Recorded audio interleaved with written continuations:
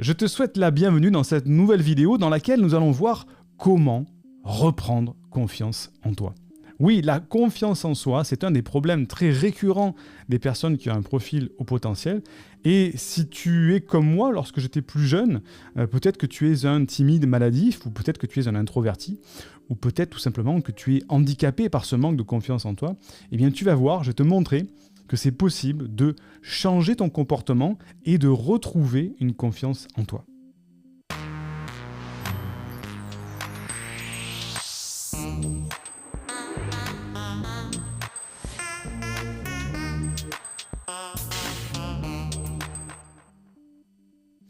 Je te souhaite la bienvenue à l'Université des hauts potentiels dans laquelle nous aidons les personnes avec un profil psychologique de haut potentiel à s'épanouir avec leur douance pour, je l'espère, co-créer un monde meilleur.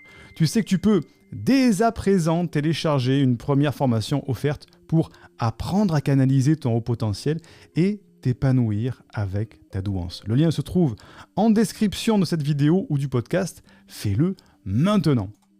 Alors, si tu es comme moi, comme je te le disais, lorsque j'étais plus jeune, tu manques peut-être de confiance en toi et ça t'empêche de t'épanouir et de te réaliser dans ta vie personnelle ou ta vie professionnelle.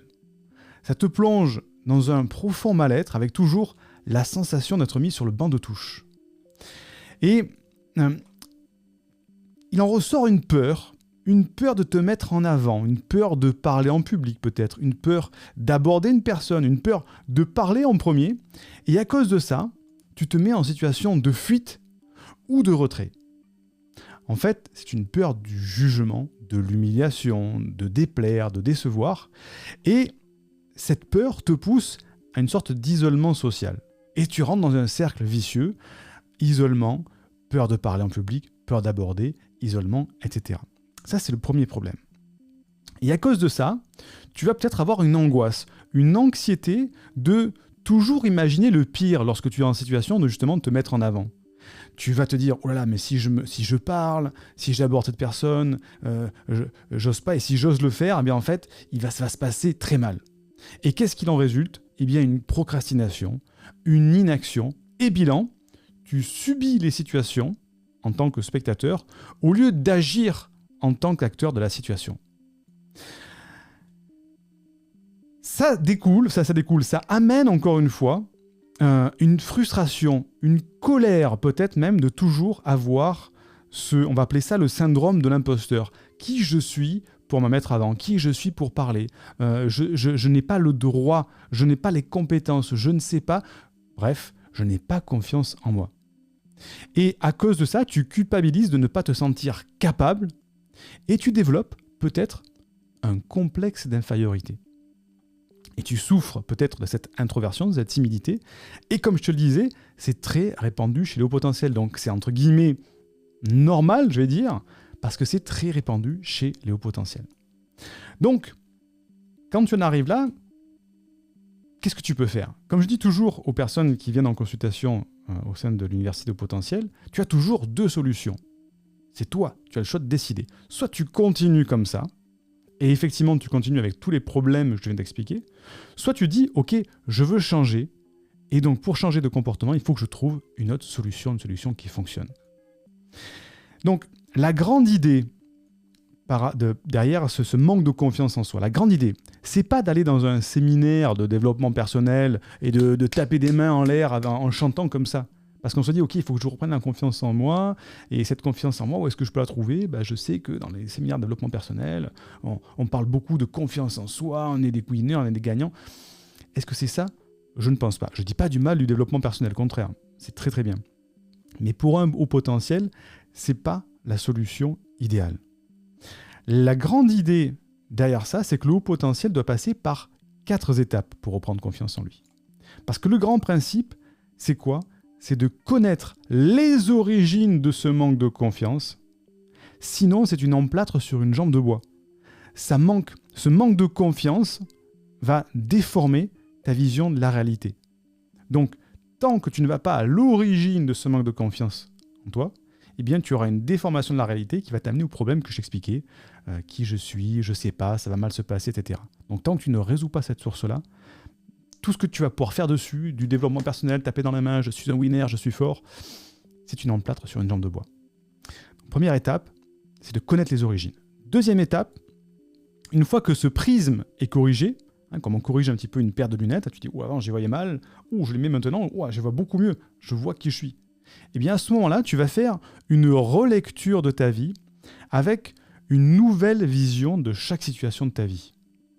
Et tu vas te dire « mais c'est vrai, maintenant que je comprends l'origine, ça peut être une origine au niveau de ton parcours de vie, de tes parents, de ton entourage, de professeurs, de camarades qui t'ont amené à ce manque de confiance en soi, on va le voir. Et bien une fois que tu as mis le doigt dessus, tu mets tes nouvelles lunettes, tu vas dire « ah mais en fait, c'était pas de ma faute, c'est parce que on m'a fait croire, le on, c'est tout ce que je viens de t'expliquer, on m'a fait croire que je n'étais pas capable, que je manquais d'expérience, que je n'étais pas bon, donc je dramatisais à chaque fois. » Et en refaisant une lecture de ta vie avec des nouvelles lunettes, tu vas dire « ah mais c'est vrai qu'effectivement, si j'avais pris la parole à ce moment-là, j'avais les capacités. Si je m'étais mis en avant là, j'avais les capacités. Si, etc., etc. » Et tu vas faire une relecture de ta vie avec une nouvelle vision de chaque situation. C'est la deuxième étape. Première étape, c'est de connaître les origines. Deuxième étape, c'est de faire une relecture avec les bonnes paires de lunettes. Troisième étape, ensuite, tu dois te focaliser sur tes compétences, tes qualités. Ton cerveau fonctionne à l'inverse. J'ai déjà fait plusieurs vidéos là-dessus. Ton cerveau fonctionne à l'inverse. Il se focalise sur quoi ? Sur le négatif. Le cerveau n'enregistre jamais, quasiment jamais, le positif. Pourquoi ? C'est un réflexe archaïque qui est là pour nous maintenir en vie. C'est-à-dire que dans la savane, lorsqu'on était des hommes de Cro-Magnon, qu'on chassait le mammouth, eh bien, il fallait se souvenir des dangers. Et tout ce qui allait mal, c'était « attention, je risque de mourir ». Donc le cerveau enregistrait tout ce qui se passe mal, tout ce qui ne va pas. Par contre, tout ce qui est positif, tout ce qui est bien, il va le mémoriser de manière très légère. Et donc, lors de la prochaine chasse ou de la prochaine balade dans la savane, eh bien, l'homme de Cro-Magnon, il ressortait et il se souvenait toujours du négatif. « Ah tiens, attention, à ce bosquet-là, je sais que derrière, il peut sortir un lion. Ah tiens, attention, je sais que la dernière fois que je suis monté sur une branche, il y avait, une panthère qui était crachée derrière. » Et le cerveau enregistre que le négatif. Donc, pour contrebalancer ça, il faut que tu te focalises sur tes compétences, sur tes qualités. Et la relecture de la vie que je t'expliquais tout à l'heure contribue justement à te focaliser sur tes compétences et tes qualités. Et finalement, quatrième étape, tu dois te détacher du regard d'autrui. Pourquoi ? Parce que derrière cette peur de déplaire, cette peur du jugement, de l'humiliation, de décevoir, en fait, il se cache une projection de tes propres craintes.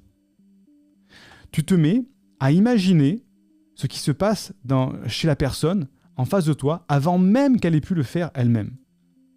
Et en fait, tu utilises ton propre prisme déformé pour imaginer ce que pensent les autres.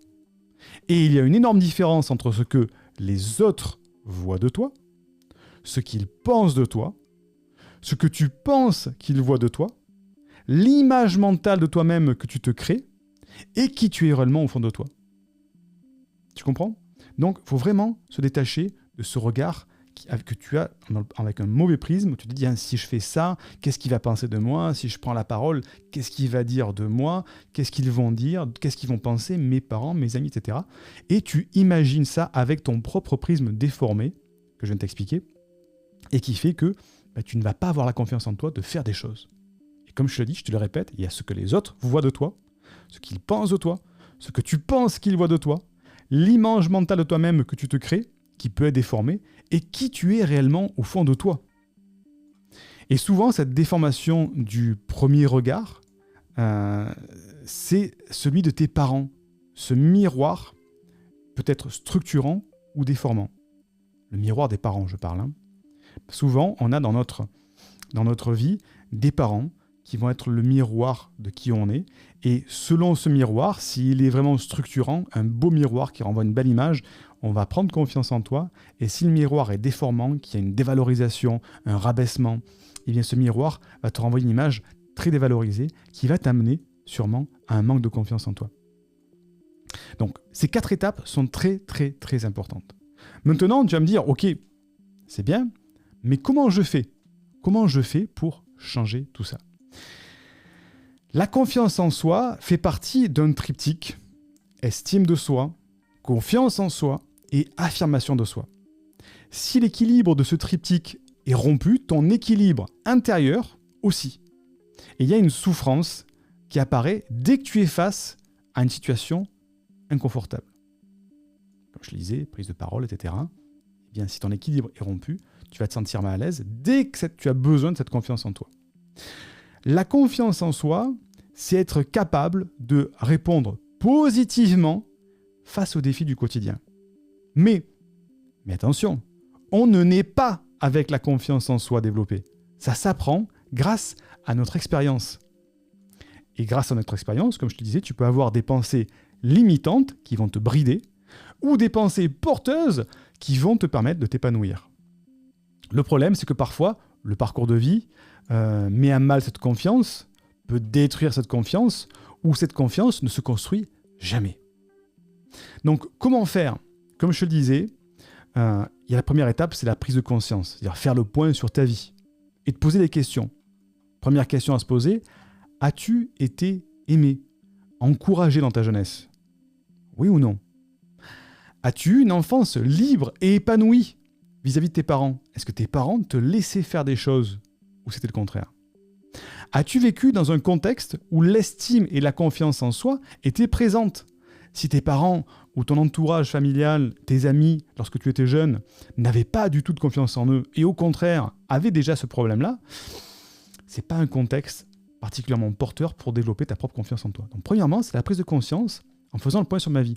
Est-ce que j'ai été aimé, encouragé ? Est-ce que j'ai une enfance libre, épanouie ? Est-ce que mon entourage, mes parents, avaient eux-mêmes confiance en eux ou c'était plutôt le contraire ? Et deuxième étape, tu vas réapprendre progressivement. Pour reprendre confiance en soi, c'est important de se fixer des objectifs simples et accessibles. Il ne faut pas mettre tout de suite la barre trop haut. Si l'objectif que tu vises te semble très éloigné, il faut te rapprocher de cet objectif progressivement en divisant ton parcours par petites étapes. C'est-à-dire que si tu dis aujourd'hui, je manque vraiment de confiance en moi, j'aimerais, comme je prends mon exemple depuis le début, pouvoir prendre la parole régulièrement, parler, faire des vidéos, faire une conférence, c'est sûr qu'il n'y a pas à dire, tiens, d'ici 15 jours, je vais monter sur scène devant 400 personnes pour parler très à l'aise. C'est un petit peu loin comme objectif. Donc, qu'est-ce que tu peux faire pour réapprendre progressivement cette confiance en soi ? Encore une fois, dans le cas de cet exemple, tu peux dire, tiens, je peux essayer de prendre la parole devant déjà 2-3 personnes. 2-3 amis, 2-3 parents peut-être, et leur dire, tiens, voilà, je participe à un petit concours d'éloquence, je voudrais que tu me donnes ton avis dessus, et tu vas parler déjà à 2-3 personnes. Objectif faisable. Ou si c'est trop dur, tu vas dire, tiens, je vais déjà m'enregistrer pour m'écouter moi-même. Ça peut être déjà un exercice. Et tu passes comme ça des petites étapes. Tout seul, 2-3 personnes, après tu dis, tiens, si un jour, comme ça, quand on est dans un groupe d'amis, on sort, on va manger un morceau, on est des fois 5, 8, 10 amis, tiens, si je prenais la parole à ce moment-là. Et encore une petite étape. Et progressivement, tu vas reprendre cette confiance en toi en te disant, mais en fait, c'est bien, à chaque fois, je suis capable de le faire.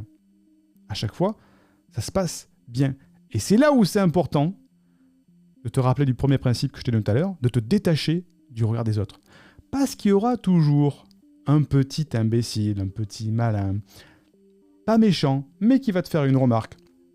Oh mais c'est bon, tu n'arrêtes pas de bafouiller. Oh là, on n'a rien compris ce que tu dis. Oh là, mais c'est bon, reste assis au lieu de nous faire ton discours.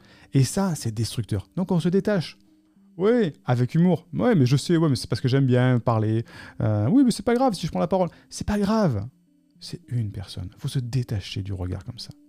Et grâce à ça, tu vas réapprendre progressivement. Et grâce à ça, tu vas changer ton discours interne. Tes pensées limitantes, quand tu te disais « non, je ne suis pas capable de prendre la parole », ça va se transformer progressivement en « tiens, je l'ai déjà fait, donc c'est possible. Tiens, je l'ai fait plusieurs fois, ça s'est plutôt bien passé. Tiens, je le fais souvent et je suis capable de prendre la parole. Tiens, maintenant, je suis très à l'aise de prendre la parole, quelle que soit la situation. » Et, comme je te le dis tout à l'heure, toujours t'accorder l'imperfection. Personne n'est parfait. Je ne suis pas parfait. Personne n'est parfait. Par contre, on veut nous faire croire qu'il faut être parfait. Les médias, la publicité, les films, etc. Tout, il faut être parfait, parfait physiquement, parfait au niveau du corps, parfait au niveau du langage, parce qu'on te montre toujours le summum de ce qui se fait dans la retouche d'image, le summum de ce qui se fait en tant que prise de parole d'un acteur, le summum de ce qui... Mais on n'est pas tous comme ça. La majorité des gens ont des imperfections. Et même les plus grands, je peux te dire que j'en connais autour de moi, ils sont imparfaits. Ils reprennent leur texte, ils sont retouchés au niveau du maquillage. Il y a de l'imperfection. Donc accorde-toi l'imperfection. C'est pas grave si dans cette prise de parole, qui est l'exemple que je te fais là aujourd'hui, tu bégayes, tu te trompes. C'est de l'imperfection. Tu l'as fait au moins. Donc ce que je te recommande maintenant, c'est de remettre cette vidéo en arrière et de reprendre chaque étape dans laquelle je te pose des questions sur ton passé, de choisir comme ça une petite étape que tu vas pouvoir tester comme ça pour reprendre confiance en toi, et fais cet exercice par rapport au manque de confiance que tu peux avoir toi en ce moment. Moi, je te donnais comme exemple la prise de parole, mais ça peut être toute autre chose, bien sûr. Hein. Donc, fais cet exercice parce que c'est très important de passer à l'action, de pratiquer, parce qu'il n'y a que ça qui va te renforcer pour cette confiance en toi. Je te remercie de cette écoute. Félicitations d'être allé jusqu'au bout. Chaque nouveau sujet est créé en fonction de tes commentaires dans la vidéo. Donc, commente pour donner ton avis et proposer de nouveaux sujets. Dis-moi justement en commentaire quel est ton problème principal lié à la confiance en toi. Et n'oublie pas de mettre un like pour remercier le travail de cette vidéo qui est offerte pour soutenir cette chaîne. Tu sais que nous sommes une communauté, on avance ensemble. Si ça n'a pas marché pour toi jusqu'à présent, c'est que tu n'as peut-être pas le bon mode d'emploi. Donc comme le disait Einstein, la folie, c'est de toujours faire la même chose et de s'attendre à un résultat différent. Donc que la force soit avec toi. Bye bye.